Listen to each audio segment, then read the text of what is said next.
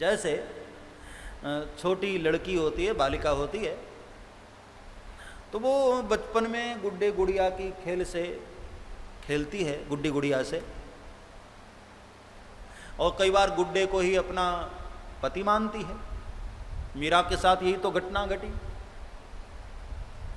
मीरा अपनी माँ के साथ किसी की शादी में गई तो वहाँ दूल्हे को घोड़े पर चढ़कर आते हुए देखा, तो माँ को मीरा ने पूछा कि माँ,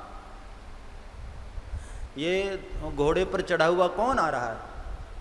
तो उसकी माँ ने कहा कि बेटी, ये वो जो कन्या है उसका पति है। तो मीरा ने कहा कि माँ, मैं भी तो कन्या हूँ।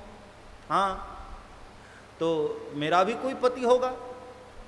माँ ने कहा कि हाँ, वो तो सभी के जो भी कन्या बेटियां उनका तो पति होता ही है। तो मीरा ने जिद कर लिया कि माँ, तो फिर मेरा पति कौन है? मुझे भी मेरे पति से मिलना, कौन है मेरा पति? दिन भर जिद करती रही मीरा, दिन भर पीछे पड़ी रही कि माँ मुझे बता, मेरा पति कौन है? तो माँ ने तो मजाक में घर में गिरधर गोपाल की स्वरूप मूर्ति थी और पकड़ा दिया कि ले, ये तेरा पति। और मीरा के चित्त पर वो बात ऐसी बैठ गई कि फिर तो मीरा जीवन भर उस स्वरूप को भूल नहीं पाई।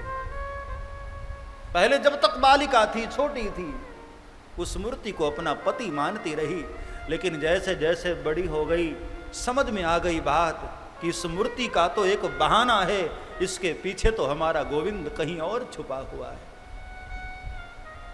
बालिकाएं जब छोटी होती हैं तो गुड्डे गुड़िया की खेल में उलझी होती हैं, अपना मानती है कि, और उसकी शादी भी कई बार करवा देती है, लेकिन जब बड़ी हो जाए, ब्याह कर दो, तब पता लगता है कि वो तो एक खिलौना था। हाँ, ऐसे ही मेरे भाई बहन, साधक जब साधना करते करते करते उस परम ऊंचाई पर जब पहुंच जाता है, तब उसको पता लगता है कि ये सारे आकार यह तो एक खिलौने की तरह थे, अब तो निराकार ही सब कुछ है।